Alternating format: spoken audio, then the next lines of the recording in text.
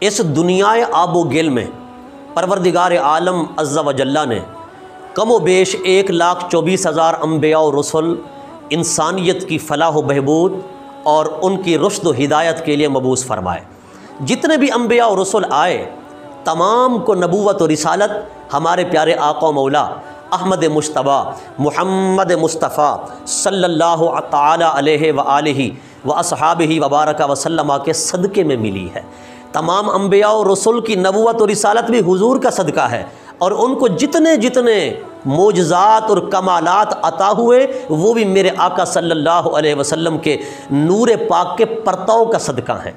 آقا علیہ الصلوۃ والسلام کے تصدق سے تمام انبیاء کو معجزات عطا ہوئے۔ حضرت عیسیٰ روح اللہ مردوں کو زندہ فرماتے تھے، یہ بھی آقا علیہ السلام کے نور پاک کے پرتاؤ کا صدقہ تھا۔ شاہ خوباں جان جانا صلی اللہ علیہ وسلم کا وسیلہ تھا، آپ کا تصدق تھا کہ اللہ رب العزت نے حضرت عیسیٰ روح اللہ علی نبینا و علیہ الصلوۃ والسلام کو مردہ زندہ کر دینے کا معجزہ عطا فرمایا تھا۔ آپ مردوں کو زندہ فرما دیا کرتے تھے۔ یعنی حقیقت یہی ہے کہ احیاء موتا کا معجزہ جو حضرت عیسیٰ روح اللہ کو ملا ہے وہ بھی صدقہ رسول اللہ کا ہے۔ آقا صلی اللہ علیہ وآلہ وسلم کو اللہ پاک نے یہ معجزہ بھی عطا فرمایا تھا۔ علماء فرماتے ہیں اللہ رب العزت نے آپ کی حیات طیبہ تک اسے محدود رکھا، ورنہ اس معجزے کا کمال یہ ہوتا کہ آج آپ کے نام پاک سے بھی مردے زندہ ہو جاتے۔ اللہ پاک نے آپ کے نام پاک میں بھی اس قدر تاثیر اور برکت رکھی ہے۔ اللہ اکبر۔ حضور کے عہد مبارک کا ایک واقعہ ہے۔ آقا دو جہاں صلی اللہ علیہ وسلم کے ظاہری دور مبارک کے اندر، ظاہری حیات طیبہ کے زمانے پاک میں ایک نوجوان فوت ہو گیا۔ اس کی ماں بڑھیا تھی، اس کی ماں کو بتایا گیا تو وہ چیخ و پکار کرنے لگی، جزا فضا کرنے لگی، اور وہ اپنے بیٹے کی لاش کو دیکھ کر مدہوش ہو گئی، بے ہوش ہو گئی۔ صحابہ کرام علیہم الرضوان نے، صحابیات نے اسے تسلی دلائی، تشفی دلائی۔ وہ اٹھ کر بیٹھ گئی، اس نے دعا کے ہاتھ اٹھائے۔ غم و الم میں اور غم و الم کی شدت میں جب دعا کی جائے نا تو اس دعا کی تاثیر ہی کچھ اور ہوتی ہے۔